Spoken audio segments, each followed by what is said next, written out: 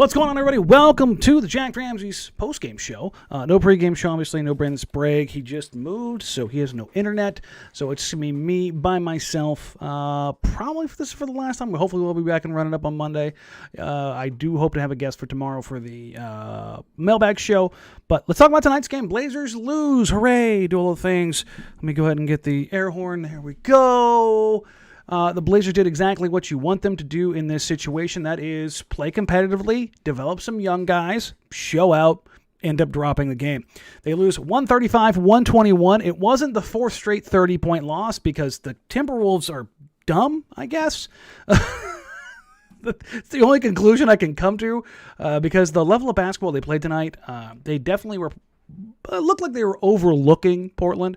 But also, the coverages they ran defensively were certainly left you wanting. Anytime you're consistently single covering Anfernee Simons, who went nuts, and going under screens on Anfernee Simons, again, who went nuts, kind of lets you know it's one of those nights.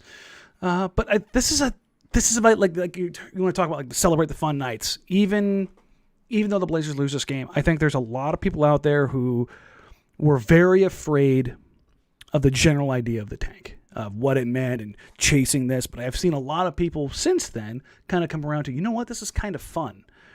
It's because you're getting a little bit of hope. And I don't believe the previous iteration of the team really gave you any hope. And then I'm not saying these guys are all going to be all-stars or that they're going to be big-time contributors. Like, I had a ton of fun tonight watching Brandon Williams, who we'll talk about here in a minute. But realistically, he's your third point guard. But it allows you to take into account everything else and enjoy the little things, like focus on the micro skills as opposed to the macro of everything else and where everything sits and the frustration of, fighting and clawing every game and, falling short some nights or picking apart a good win. It's just fun. It's fun.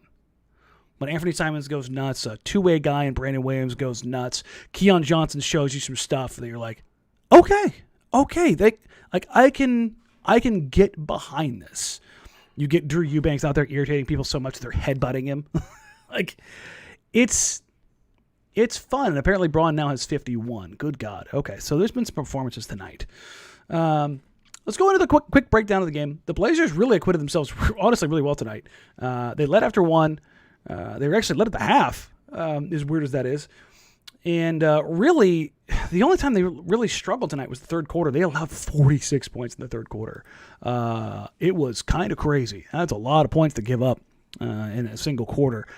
But early on, Anfernee Simons was cooking. Keon Johnson was playing as a hell of a Batman, or excuse me, a hell of a Robin. Anfernee Simons playing, obviously, the Batman role. But Keon, when the Timberwolves were showing too early on to Anfernee Simons, but not hard showing. Ant did a tremendous job of overloading the floor one way, swinging it over to Keon, and allowing Keon to get downhill. And that was kind of the recipe for success for the Trailblazers early on. Number one, this team, this iteration of the Blazers, even when Damian Lillard's back, Josh Hart's back, Yusuf Nurkic's back, if they're hitting threes at a crazy pace, they're going to be in or win most games. That's just, this team they are set up for that. Even much as Chauncey Billups in his preseason press conference, like, I'm going to dial back the three-point attempts. No, you're not. No, you're not. No, you're not. No, you're not. No, you're not. You are not going to have the Portland Trailblazers, who feature Anfernee Simons and Damian Lillard, dial back the three-point attempts. You're just not going to do it. And I think Chauncey has realized that to an extent, but also where this franchise is right now, it kind of, shows where they are and what they need to do in that situation.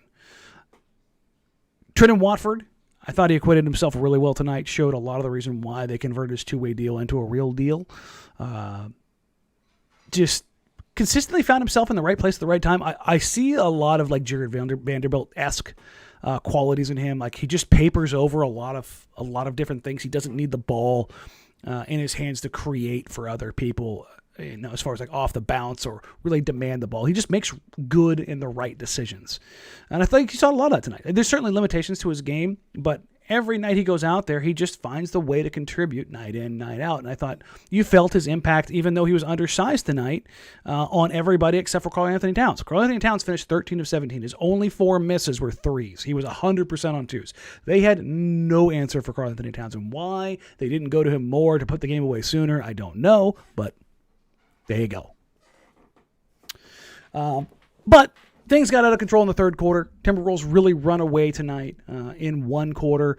And then it was a kind of a give and take game there a little bit in the fourth quarter. Anfernee Simons was able to knock down, I think, one more three in the fourth. But other than that, it was for naught, and that's fine. And with a Blazers loss, ladies and gentlemen, what does that mean? What does that mean? What does that mean? We get to run Tankathon. Let me go ahead and turn it on. Let me frame it up. That way we can see it clearly here. Let's go ahead and open that window up ever so slightly. Oh, there we go. Big money, big money, big money, no whammies. Blazers fell 2 spots on both their picks. About the worst possible outcome. You can, oh God, in this situation, the Knicks won the lottery, and the Pelicans-Laker pick went up to number 3, and the Wizards got up to number 4. That's hell. Oof. Gross. But, all right. Let's get back to some fun developments tonight. Number 1, Anfernee Simons. Really freaking good. That's not going to change. 25 and 57 looks good. Listen, I don't think they're going to lose out on every game remaining. But I don't think they're going to win many more. As close as this game was tonight, air quotes, close. As soon as the Timberwolves gave a damn again and oh, you know what? We should probably just give the ball to Cat considering he hasn't missed a shot inside 24 feet all night. It kind of just didn't work for him. So, what do the Blazers have coming up? Well, let's take a look. Anfernee Simons' development, that's number 1. Number 2, I think I was leaning more towards Brown and Watford, but on a value scale, as Keon is a 19-year-old first-round draft pick, I think getting him more touches and getting him involved on the defensive side of the ball to show what he can or can't do now, where he needs to focus, what the coaching staff needs to really drive home with him this summer is probably your second most important thing. Because not only is that important for his development in the short and the long term and what it means to the Blazers, it's also a development of an asset. And by that I mean if Keon is a player that they believe in, okay, cool, that's great. But also if he's the guy that kind of makes a big-time trade work, well then, kind of knowing where that's at and having that on record is probably a good thing too. But in the micro sense, it's good to see Keon Johnson get out there and show a lot of different things tonight. He attacked off the bounce with one of the quickest first steps I've seen in the league. He is truly an athletic freak. He had some tremendous finishes around the rim. Defensively, I thought he competed. One of the things I would like to see more from him is physicality. Offensively, he gets downhill and he actually takes contact really well. I don't think he dishes it out nearly as well as he should on the defensive end. And I think it's something the Blazers are certainly going to watch going forward. Is how aggressive he is on that end. He does take angles very well. He falls a little bit asleep off ball. That's young rookie stuff. Young players in general. I mean, Ant still struggles with that to an extent. But overall, big-time performance. And especially, really, I think after Keon kind of got sat down by Chauncey the other night, after playing the first real night that he got into the lineup, looking effective and then not really playing a ton, I think there was some communication kind of passed on to him of here's what we need you to do, big young man. Granted, it was an 8-man rotation, so he kind of had to play. I thought he showed up. On to Brandon Williams. Brandon Williams, the one thing that I keep noticing and talking to people about, you can't stay in front of him. He is a jitterbug, man. He is quick, he is shifty, he is fast, he finishes around the rim, and he's got a nice-looking jumper. I don't think he's going to be a long-time NBA star or even a top-end rotation player, but I think he's a very, very solid third guard. And he's demonstrating things that can matter during an 82-game season when a guard's down with an injury. You can hand him the reins. I compared him to Tim Frazier the other night. I think he's on that kind of level where that's a good thing to have. And if you converted his two-way deal into a real roster spot next year, I don't think I'd be mad at that as opposed to like signing a Raul Neto or something along those lines. Like I think he's on that kind of level. Brutal honesty is from James Edward Lee. Who on the current playing roster contribute for a team trying to compete? Anfernee Simons, Trendon Watford. I think Watford is like your 9th or 10th guy is fine. But beyond that, I think everybody else. Macklemore, if you wanted to like really splice hairs, but I don't think Mack is going to be. Honestly, I would be surprised if the Blazers brought him back because they have a ton of guards. And I don't think they need to use another roster spot on another guard. And honestly, I think I'd rather get it to a guy like a Brandon Williams who's a bit more of a creator than Macklemore, he's just a play ender, which that's not inherently a bad thing. You need those guys. But I think one of the things that Chauncey has really emphasized is that they want more creators. So, again, the Blazers are missing 10 players tonight. 11 were on the injured report. Williams was listed but not out. So obviously you're getting guys that aren't playing otherwise. And again, Watford played really well tonight. Struggled finishing around the rim, but was really involved in dribble handoff games and screen games. Same with Eubanks. Eubanks caught, Malik Beasley, in a body bag, and then Beasley decided that he was irritated about it and decided to headbutt him on the next possession and get tossed out of a game like a complete idiot. But that's neither here nor there. But I think that's kind of the general feel of tonight was this is about as good as you get. This is about as good as you hope for. Everybody kind of shows out, but you just kind of fall short. Obviously, I would like to get Greg Brown out there and have him healthy and have him getting some Greg Brown minutes because, number one, he's size. Number two, he's fun. He's basically Tigger, T-I-double-G-R in a basketball form. Like, he's just bouncy, fun. That's honestly, that should be his nickname at this point in time. It's just every time he gets on the floor, you're just looking for bounce. Greg Monk says, I like Eubanks better than Zeller so far. Different kind of player. Probably. Not probably, they are. But Eubanks is clearly overmatched physically. Like, he's 6'9". He was the biggest player on the floor for Portland tonight. And just couldn't do anything to stop Cat defensively. He tries hard. He's an irritant. He looks to dunk everything, which I appreciate. That's kind of where it is. What's coming up for the Portland Trail Blazers? They have another game Monday in Minnesota playing this exact same team. I would imagine that Chris Finch is going to look at that game film and take a rolled up newspaper and beat all of his guards over the head with it and going, what are you doing, you complete idiot? Stop going under every screen on Anfernee Simons. I would imagine to see that coverage change ever so slightly. Finch obviously is a disciple of the great North coach, the Toronto Raptors, and all of the different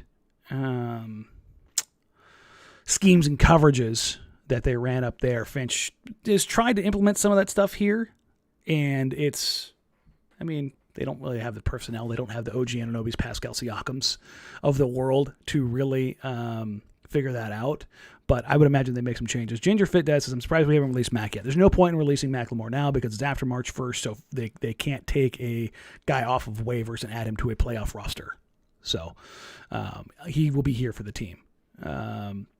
Coker Time says, who's replacing Drew after second 10-day contract? Now, here's the situation with that, because I've had a couple people ask this, so I'll address it here again. One of the machinations that they could do is they could release Elijah Hughes. He's a second-round draft pick, and so he has a less than minimum contract offer, and that would be the cheapest way for the Portland Trail Blazers to do that, or they could apply for another hardship exception, which, considering how many players they're missing, they'll probably be granted, and they could float another 10-day. But after this one from Eubanks, that will be his second consecutive 10-day, and he will not be able to play for the Trailblazers under a 10-day contract going forward. So their options are sign Eubanks to a roster spot by releasing somebody, i.e. Elijah Hughes, going for another big, or not replacing him at all and going Evoiks and playing Trendon Watford for like 40 minutes a night at center, which I would imagine he does not want to do. He's just not big enough for that. And that's okay. It's just I don't think it's a world where you want to see that actually happen. So other than that, I think we're going to wrap up there. Like I said, this is going to be really short because it's just me, and we're just kind of breaking out a few things. We'll kind of going forward. They have the Trailblazers game. We will have a mailbag pod tomorrow. I'm trying to get a guest host alongside Brandon with me. Sorry, not alongside Brandon, alongside with me, because Brandon will be out until at least Monday, and I think he said he was going to hopefully have his internet back by then. But yeah, I think that's kind of where we're at right now. Other than that, thank you all. Appreciate you. Love you. Like, rate, review, subscribe. Help us grow the show. This will hopefully be the last short iteration post-game. It's just very, very hard for me to sit here after the post-game, after watching the entire game, sitting here that for my hip. It's a disaster right now, so I'm going to get up, go curl myself in a ball and cry. But I appreciate the support. I appreciate you guys coming out. Again, we'll have the mailbag up tomorrow, so I will post as soon as we're done here. Get your questions in for that, and hopefully I will have a guest alongside with me. You guys have a wonderful, wonderful night. Enjoy your evening. It's a nice early game, so you guys have a little bit of time. It's not quite bedtime, so you guys take care. Have a wonderful night. Talk soon.